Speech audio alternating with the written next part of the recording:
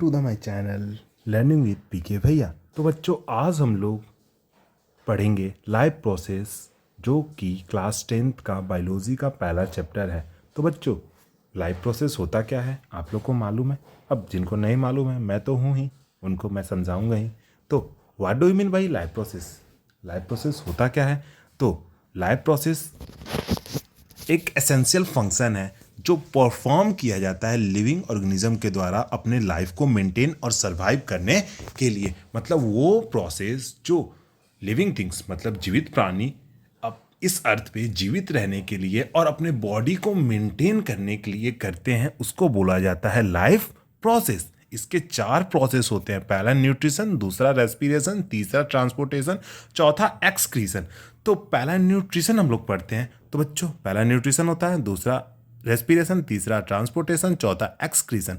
अब आ गया पहला न्यूट्रिशन। न्यूट्रिशन क्या होता है? न्यूट्रिशन होता है इनटेक।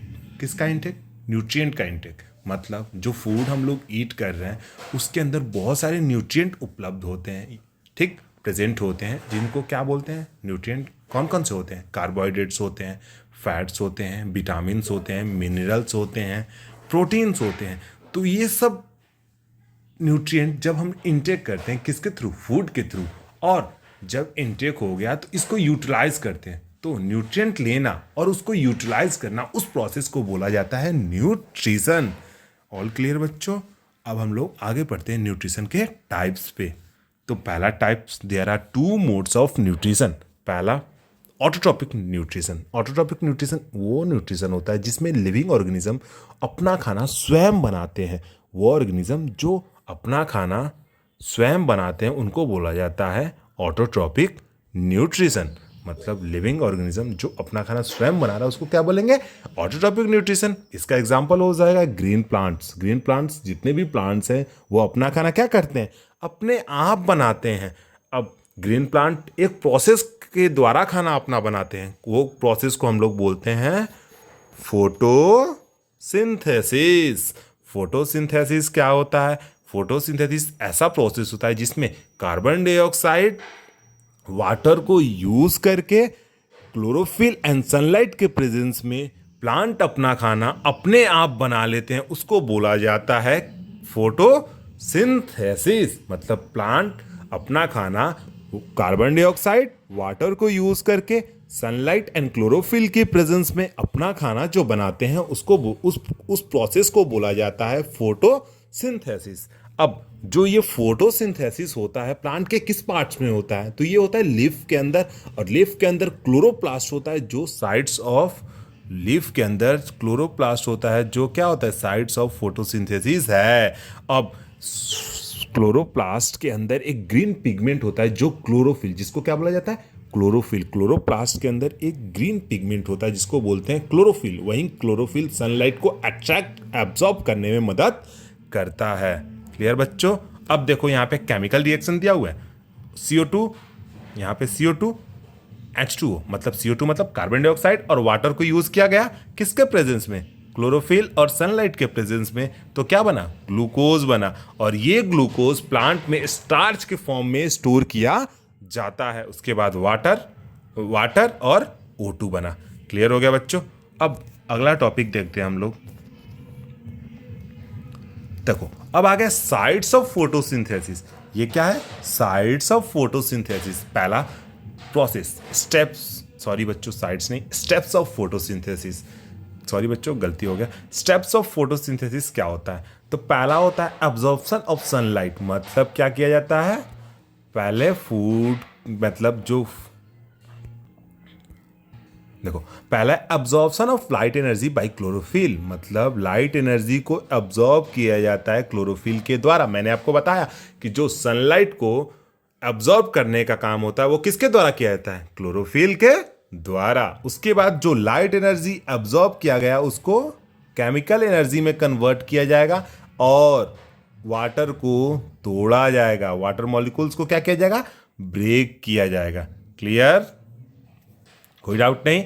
अब आ गया रिडक्शन ऑफ कार्बन डाइऑक्साइड। मतलब तीसरा स्टेप होता है कार्बन डाइऑक्साइड को कार्बोहाइड्रेट में बदल दिया जाता है। तो और तीनों क्लियर? पहला क्या होता है स्टेप्स? पहला स्टेप्स होता है क्लोरोफिल के द्वारा सनलाइट को एब्जॉर्ब किया गया, दूसरा स्टेप कन्वर्जन, लाइट एनर्जी को केमिकल एनर्जी में बदला गया और वाटर को ब्रेक किया गया, तीसरा स्टेप कार्बन डाइऑक्साइड को कार्बोहाइड्रेट में बदल दिया गया।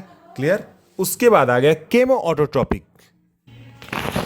केमो ऑटोट्रॉपिक न्यूट्रिशन क्या होता है? केमो ऑटोट्रॉपिक न्यूट्रिशन वो ऑर्गेनिज्म है जो अपना खाना केमिकल एनर्जी को इनऑर्गेनिक सब्सटेंस से लेकर बायोलॉजिकल एनर्जी प्रोड्यूस करते हैं सनलाइट के प्रेजेंस, सनलाइट के बिना मतलब वो क्या करते हैं, केमिकल एनर्जी को यूज करते हैं अपना खाना प्रोड्यूस करने के लिए। सनलाइट इसमें प्रेजेंट नहीं होता, उसको बोला जाता है केमो ऑटोट्रॉपिक न्यूट्रिशन।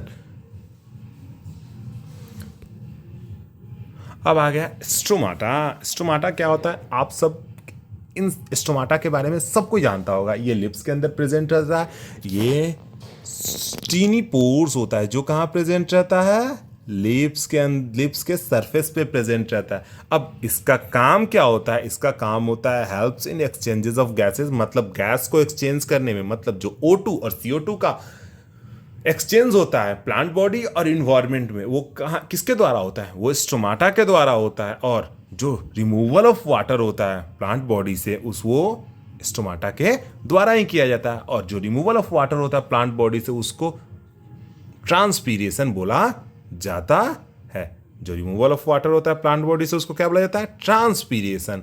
अब ओपनिंग जो ये स्टोमाटा है, इसके दोनों एंड यहां पर एक गार्ड सेल प्रेजेंट रहता है। ये गार्ड सेल क्या करता है? इसको ओपन और क्लोज होने में मदद करता है। मतलब गार्ड सेल क्या करता है? स्टोमाटा को क्लोज या बंद करने में मदद करता है।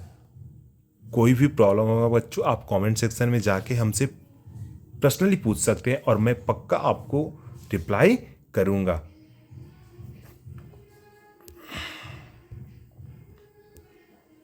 अब आ गया फोटोसिंथेसिस इन डेजर्ट प्लांट। अब बोल रहा है कि डेजर्ट प्लांट के अंदर फोटोसिंथेसिस कैसे होता है? तो पहला बच्चों कि डेजर्ट प्लांट जो होता है दिन के टाइम में वहां पे स्टोमाटा क्या होता है? क्लोज होता है, और रात के टाइम में वो ओपन होता है। मतलब दिन के टाइम में वो क्लोज क्यों होता है और रात के टाइम में वो ओपन क्यों होता है? इसका रीजन आप लोग बता सकते हैं? नहीं मालूम? मैं बताता हूँ आपको। देखो, दिन के टाइम में स्टोमाटा इसलिए वो बंद रखते हैं क्योंकि डेजर्ट में हाई टेम्परेचर होता है। तो हाई टेम्परेचर होने के कारण अगर वो स्टोमाटा को ओपन करते हैं तो उनके बॉडी से एक्सेस अमाउंट ऑफ वाटर का लॉस हो सकता है। इसके कारण वो दिन में स्टोमाटा को क्लोज रखते हैं और रात में वो खोलते हैं। क्यों? क्योंकि रात में वो इसलिए खोलते हैं कि रात में वो खोल के CO2 ले लेते हैं और जमीन से वो H2O ले लेते हैं। जमीन से वो H2O ले लिए, रात में वो CO2 ले लिए। क्या ले लिए? CO2 ले लिए। रात में वो CO2 ले लिए, दिन में वो मतलब जमीन से वो H2O ले लिए। अब इन दोनों को मिला के उन्होंने एक कंपाउंड बना दिया जिसको बोलेंगे मैलिक एसिड्स।